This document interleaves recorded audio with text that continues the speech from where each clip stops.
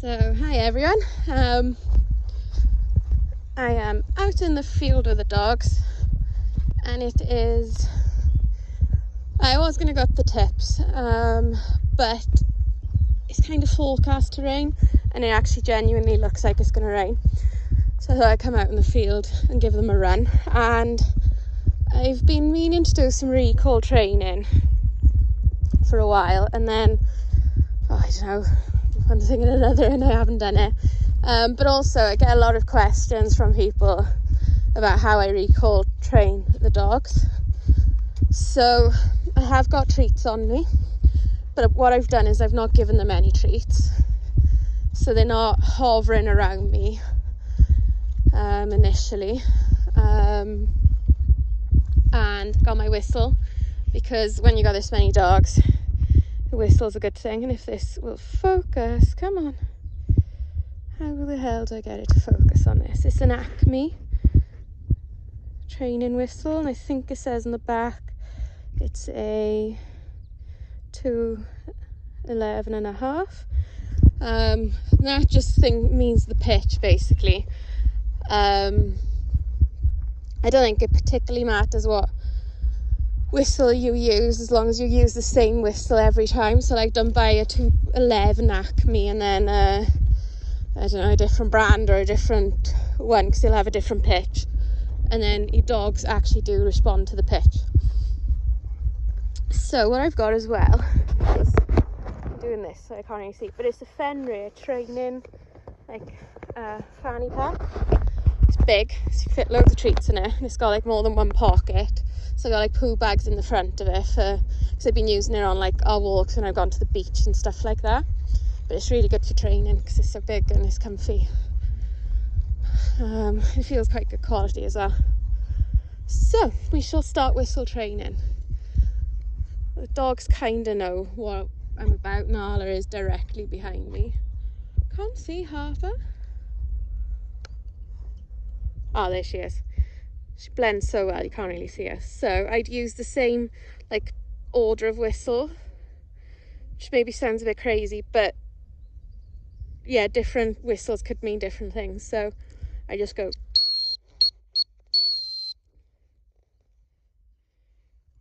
Good girl, Lil. Good girl, Nala. Good girl, Des. Good girl, Jude. You missed that then, didn't you? Because she was too enthusiastic. Judith. And Duds and Harper haven't come. Dudley, come now. Harper's coming.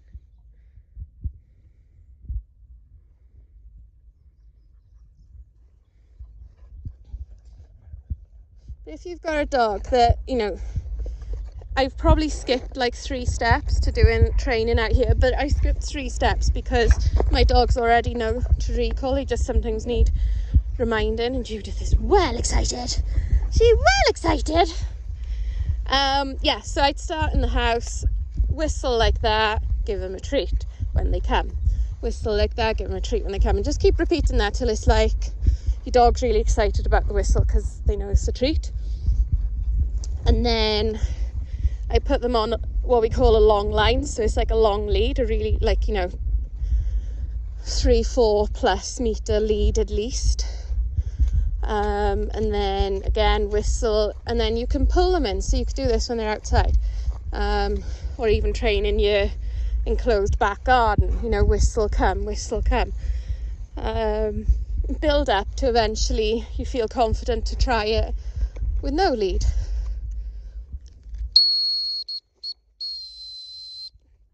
See the instant turnaround. So these are more food orientated than those two. Dad, come. Dudley, now. Good boy. Jude, that was rude. Harper. Harper, now. So I'm going to make her sit before she gets a treat now. She's got to do an extra command. Sit. Good girl. So I got like math is hard. I got most of my dogs to come in. I was going to work out percentage, but got Lily playing now.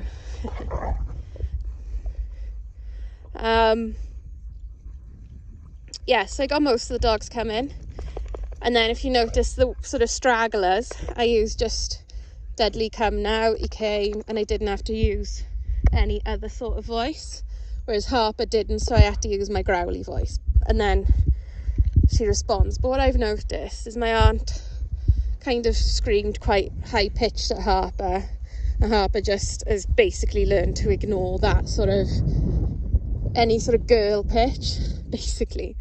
Because if I just go, Harper, come, actually she's came, good girl, but usually she needs the growl voice. And they've all come now. Since we're doing recall training, I don't mind a bit of voluntary recall. Pretty girl though.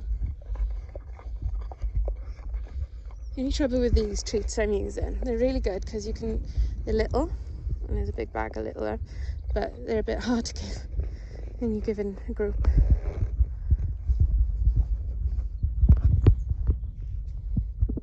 Judith's face. Hey Jude. So pretty, Judith.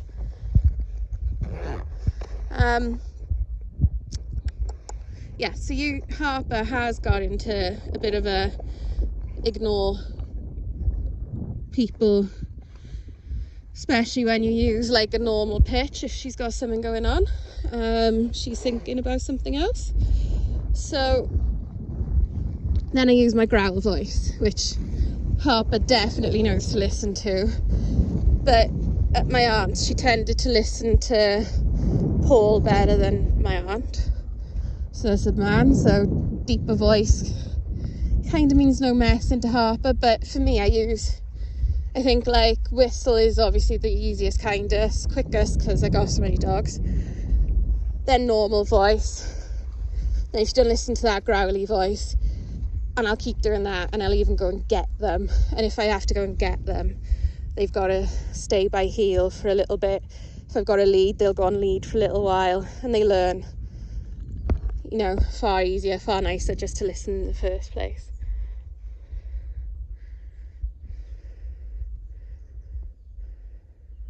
It's actually going a little bit to blue skies, so maybe we'll head up the tips.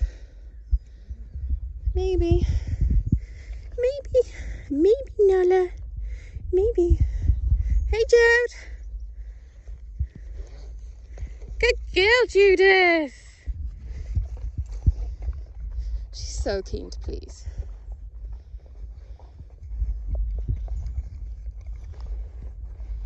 Lil, good girl Harper. Dudley, come. Good boy. Got that for a recall. Good boy, Dad. Harper, leave him. He's being good. Good boy. Get him, Dads. Get him, Dads. Get him, Dads.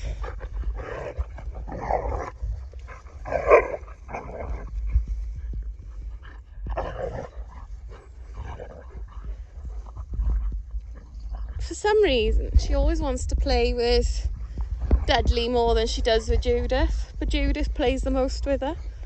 Maybe it's just Judith's too easy to play with. Come on. Where you go? Get it.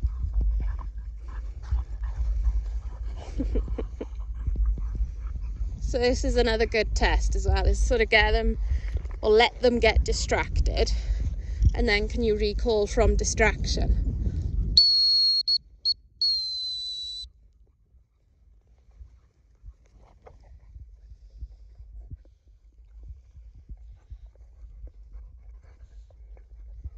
Good guys. So yeah, we can recall from distraction. Good guys.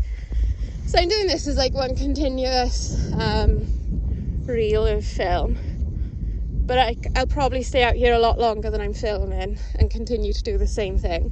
And then you can also like build on behaviour. Like if you want them to sit upon a recall, then hold the treat until they sit in front of you, or Because what you could do, I'll just do it with Nala, because she's here. Nala, come. So I won't necessarily ask her to sit, but my hand position will mean sit, or will mean beg to Nala. So then she just learns that when I say Nala, come, just sit in front of me. And I think obedience, what they get them to do, sit directly in front of you, and then you give them a command, and then they'll spin around and sit by the side of you. But we're not really doing obedience. We just want recalls, don't we, Lil?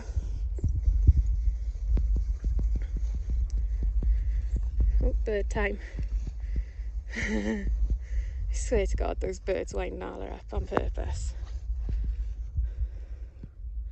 They fly low just for her, I swear. And Harper's going to go after one as well. So now, like, Nala's distracted, which is probably the first time she's been distracted all day. So can I go?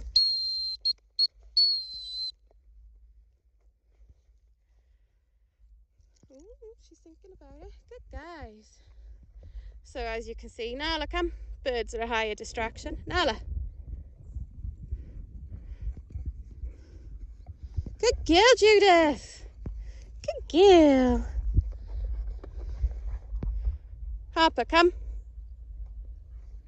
Good girl. So I'm trying to acclimatise Harper to actually listening to my normal voice, not just my growly, you've got to listen right now, before I really lose my cool. So yeah, Harper came with like no recall, no anything. It's really annoying. I think that's one of my biggest things. Is like, I like a dog that listens, comes when it's called. So you got to work with distractions and work up to exciting environments. So like, don't go to a park where there's loads of off-lead dogs running around for your first time recalling without the long lead, without the long line. You know, build up to that. It's not saying you never get it, because of course you will if you keep working at it, but you know, set up the dog for success, not failure. And like, I know Sarah's probably going to watch this if she gets to this far in, I don't know. But Sarah was coming here regular with Dottie and Dora, and I'm sure she'll mind me saying Dora didn't have recall when she first came, and now her recall is probably the best out of the 4 of Sarah's dogs, because she worked on it here, worked on it with distractions here of the other dogs, and was consistent with it, so it worked. And yeah, she's probably got the best recall out of all of Sarah's dogs now. As much as we like to tease Sarah about how naughty she is, she does have a recall.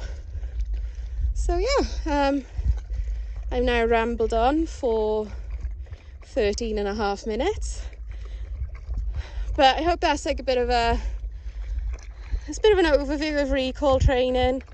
And all of these have done recall training before, so it's just a little reminder session for them. Maybe if I get a new puppy at any point, I'll do recall training from the start, but I haven't got one. So yeah, you've got to make do till I do. So I shall see you all for the next one, so bye.